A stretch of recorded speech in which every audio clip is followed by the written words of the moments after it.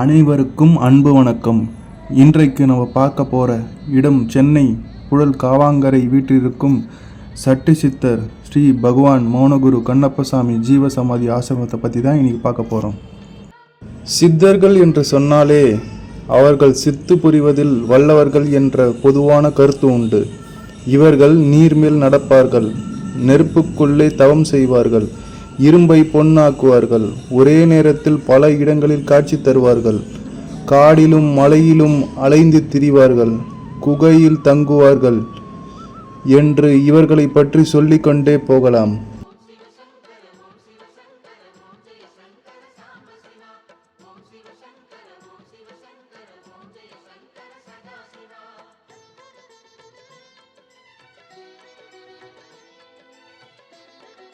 வெளி தோற்றத்தில் மிக எளிமையாக காட்சி அளித்தாலும் இறைவனின் திருவருள் பரிபூர்ணமாக கிடைக்கப்பெற்றவர்கள்தான் சித்தர்களாக ஆக முடியும்.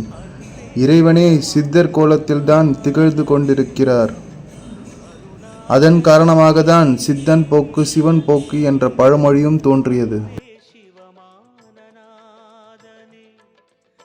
சட்டி சித்தர் சென்னை வந்த வரலாறு. பர்மா, மலேசியா, சிங்கப்பூர் மற்றும் பல அயல் நாடுகளில் தவம் இயற்றிய சட்டி சித்தர் இறுதியாக கடலில் மிதந்தபடி சென்னை திருவொற்றியூர் கடற்கரையில் ஒதுங்கியதை பொதுமக்கள் கண்டார்கள்.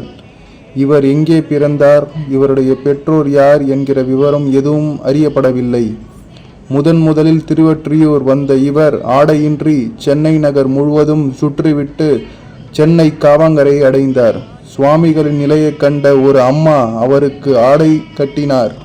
தனக்கு ஆடை கட்டியதால் சுவாமி அவரை அம்மா என்று அழைத்தார். அன்றைய தினத்திலிருந்து சுவாமி அங்கேயே தங்கினார்.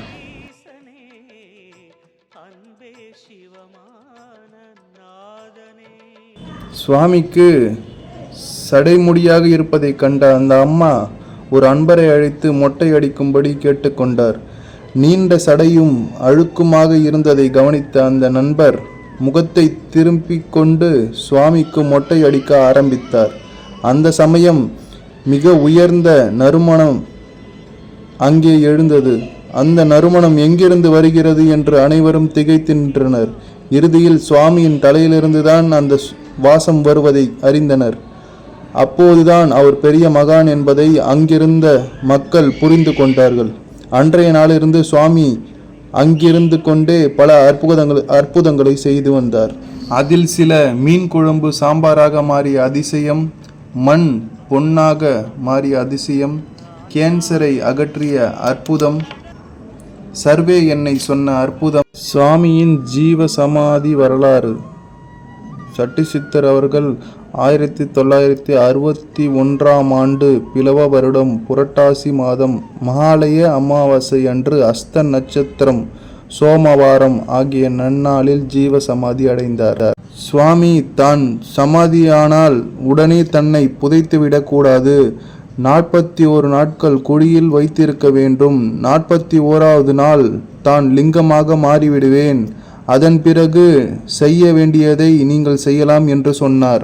சுவாமி கூறியது போல் செய்த அன்பர்கள் 41ஆம் நாள் பலகை எடுத்து பார்த்தபோது லிங்க சொரூபமாக சுவாமி இருப்பதை கண்டு மெய் மறந்து நின்றனர்.